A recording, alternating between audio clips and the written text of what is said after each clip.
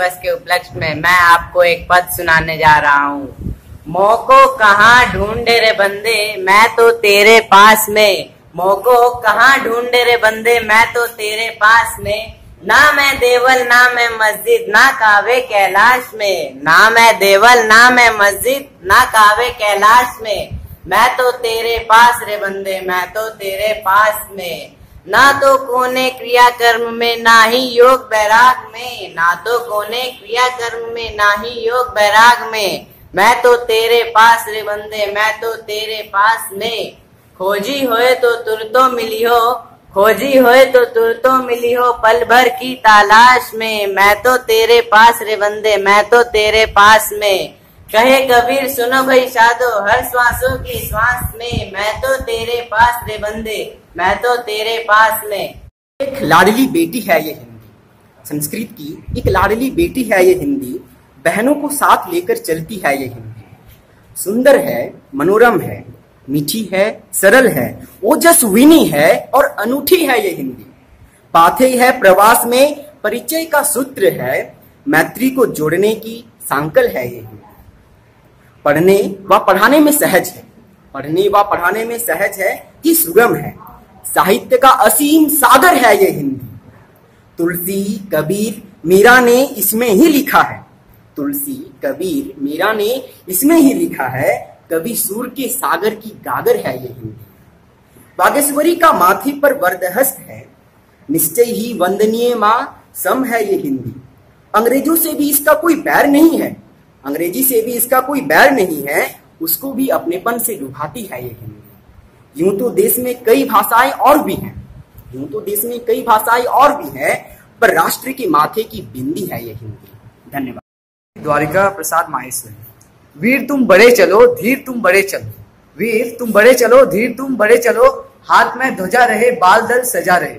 ध्वज कभी झुके नहीं, दल कभी रुके नहीं। वीर तुम बड़े चलो, धीर तुम बड़े चलो। सामने पहाड़ हो, सामने पहाड़ हो, सिंह की दहाड़ हो, तुम निडर डटो नहीं, तुम निडर डरो नहीं, तुम निडर डटो वहीं। वीर तुम बड़े चलो, धीर तुम बड़े चलो। मेघ गरजते रहे, मेघ गरजते रहे, मेघ बरसते रहे।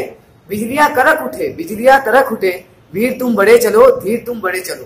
रात हो कि रात हो, संग होना साथ हो। सूर्य से बड़े चलो, चंद्र से बड़े चलो। वीर तुम बड़े चलो, धीर तुम बड़े चलो।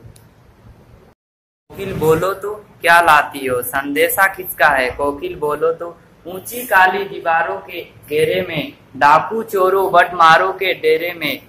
डाकू चोरों बट मारो के डेरे में। जीने को देते नहीं पेट भर खाना, मरने को भी देते नहीं तड़प रहे जाना। नंदलाल बसो मोरे नैनन में, नंदलाल मोर मुकुट माकृत कुंडल, मोर मुकुट माकृत कुंडल। अरुण तिलक दिए भाल, अरुण तिलक दिए भाल। मोहनी मूरत सावरी सूरत, मोहनी मूरत सावरी सूरत। नैन बने मेसाल। यदि हिंदी साहित्य को हम लोग जानना चाहेंगे तो हिंदी को जानने के लिए एक गद्य और एक पद्य, दो रूप में हम लोग जान सकते हैं। गद्य रूप में हम लोग कहानी, साहित्य, संस्मरण, कथा, आत्मकथा, इन सभी के द्वारा जान सकते हैं। और पद्य रूप में जब हम लोग जानेंगे तो कविता, मुक्तक, पद्य, छंद, अलंकार से युक्त के द्वारा हम लोग पद्य रूप को जान सकते हैं।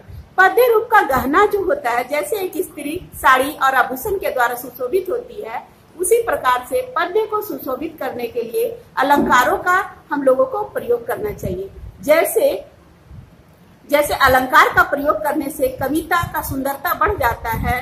जैसे कवि लिखते हैं, चारू चंद्र की चंचल किरणें खेल रही हैं जलथल में।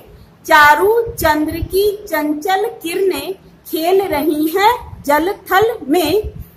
जो इस कविता के द्वारा, इस पद्यांश के द्वारा कवि यह कहना चाहते हैं कि चा का प्रयोग यानी अलंकार का प्रयोग करके वो इतने सुंदर कविता का रचना कर सकते हैं। और गद्य का रूप हम लोग किसी भी संस्मरण या घटना के आधार पर करते हैं, और पद्य का रूप मानवीकरण के रूप में करते हैं।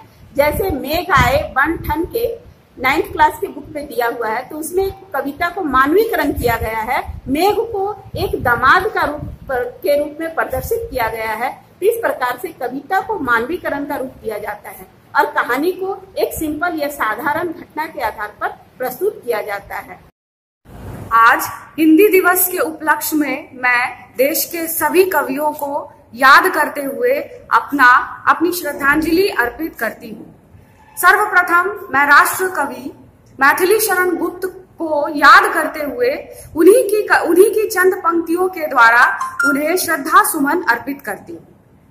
नर हो न निराश करो मन को, नर हो न निराश करो मन को, जग में रहकर कुछ काम करो।